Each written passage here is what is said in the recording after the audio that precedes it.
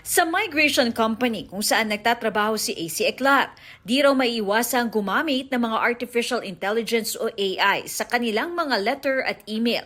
Napapadali raw ang trabaho, pero napapaisip din siya paano kung dahil sa AI, mapadali rin o mapaaga ang pagtanggal sa kanya. There's a possibility na maging mas matalino pa, no, yung mga AI in the coming years. So, nandun pa rin talaga yung fear.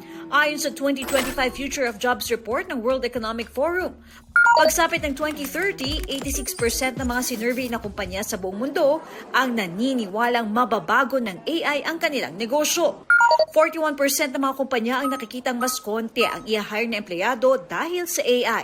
Sa Pilipinas, ayon sa report, 91% ng mga kumpanya ang gumagamit ng AI programs, bunsod ng paglawak ng digital access at epekto ng nagbabagong klima.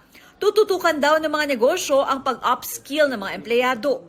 68% daw ng mga manggagawa ang i-require na mag-upskill, pero 38% pa lang daw ang nakapag-train na. Si AC, sinusubukan ng mag-upskill sa AI para di raw mapag-iwanan. Continuously nag-aaral, nagre-research kung paano ginagamit yung mga AI tools na nagpapabilis sa mga work namin. Ayon kay Dominic Vincent Ligot, Head of AI and Technology ng IT and Business Process Association of the Philippines, dapat isaisip na kahit anong teknolohiya, kasama na ang AI. Apektado ang mga gawaing paulit-ulit o repetitive na maaaring i-automate na lang, maging ang mga creative tasks gaya ng copywriting at creative design. Batay sa Future of Jobs Report, ang mga trabaho sa bansa na factor ang AI para sa business transformation ay data analyst at scientist, AI at machine learning specialist, big data specialist, business development professional, assembly at factory worker, at accounting, bookkeeping at payroll clerk. Kung ikukumpara natin siya sa mga past technology trends, medyo kakaiba ang AI because it's very powerful. It can do human tasks. Ngunit may mga hindi pa rin naman daw mapapalitan ng AI. Yung mga accountants, hindi naman nawala nung nagkaroon ng Excel, di ba?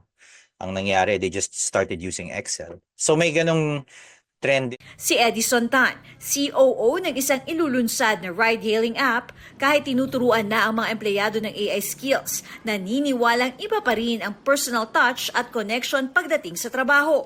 It would still be important to have a human factor sa lahat ng operations natin. So the AI would now just be a tool to enhance the operation. Katrina Son, nagbabalita para sa GMA Integrated News. Huwag magpahuli sa mga balitang dapat niyong malaman. Mag-subscribe na sa GMA Integrated News sa YouTube.